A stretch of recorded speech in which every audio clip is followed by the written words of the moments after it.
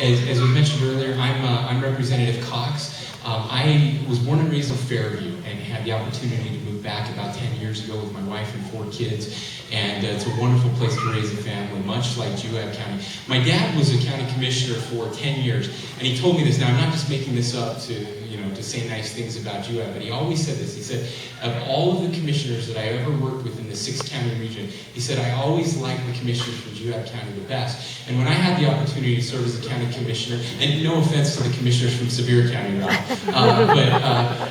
when I had that opportunity to serve as commissioner, and Commissioner Carlton's here, I had the same experience. I got to know Val really well, and all your commissioners, and just great people.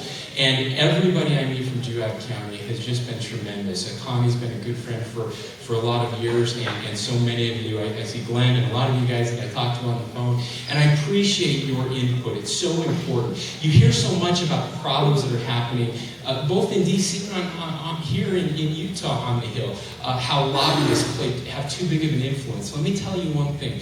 Lobbyists do have an influence. They do play a role. But I can assure you, when I have a citizen from San Pedro, Juab counties that actually takes the time to call me or email me or come up to talk to me, it's worth 1,000 lobbyists. It really does make a difference when we know that people that actually vote really care about what's happening. We listen to you, we do our best to do the things that you want us to do up there. Now, there are a couple things, and Senator Oberlin has talked about what's happening up on the Hill. I'm a freshman, which means that nobody listens to me, and that's okay. I'll get a chance for that. But just a couple observations, if I can, briefly, and then I know my time is up. If you pay attention to this at all, and I'm sure you do because you're some of the few that are here, the National Republican Party is really in disarray right now. With the way the election turned out, a lot of hard lessons being learned. Now, we get comfortable here in Utah. We look around, we have a super majority. As Senator Okerlund mentioned, 24 out of 29 in the Senate. The House is almost identical when it comes to that. There's 75 in the House, and I think there are 14 that are Democrats. The rest of us are Republicans.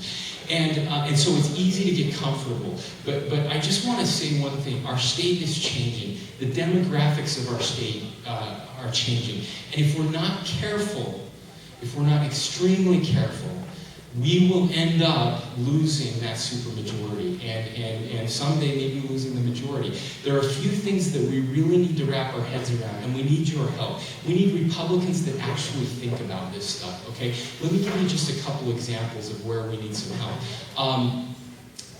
As you know, and the governor touts this all the time, our state is #1 in the nation for business and for economic development. We're growing rapidly. We have new businesses coming all the time. We see businesses like Adobe that come and bring people here, and our employment numbers are going up. All very positive things. But there are 2 complaints we hear the most often. I like to ask the question, not why are businesses coming here, but why aren't they coming here? There are certain businesses that don't want to come here, and I ask those questions why. And there's 2 things they talk about all the time. The first one is our air, okay? If you spend any time on the Wasatch Front, you know how horrible the air has been this year, right? Now, a lot of that is caused just by weather patterns. Last year, we had 1 day of bad air. This year, we've had 20-plus days of bad air, okay? But we need help to solve that. And as Republicans, we need to take the lead in finding things we can do to help clean air. That doesn't mean we compromise our principles, right? We believe in saving the environment. We don't have to become extreme left-wing environmentalists to do some positive things to help. And so we need some good ideas on that, and we're going to look to you for help. The second thing they talk about, actually, I will tell one joke, okay? When we met to talk about this as a caucus, the Republican caucus, we talked about bad air, and I stood up in that caucus and I said, I just want you all to know that the air in Juab counties and Sanpete counties is unbelievable. Bring your businesses and come down here. Okay, and a lot of the guys on the Wasatch Front didn't like that. We'll take them. So the second thing is public education. Okay, I hear that all the time from businesses in other states. They say public education isn't important to you in Utah because you don't spend enough money on it. Now again, we need ideas, and we're working on that this year. That doesn't mean we need to just blindly throw more money at education.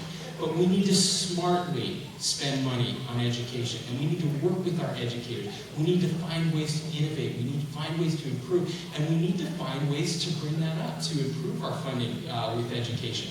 And we can do that. We need your help, okay? Now, I will say this. there are a couple demographics that we're losing, okay?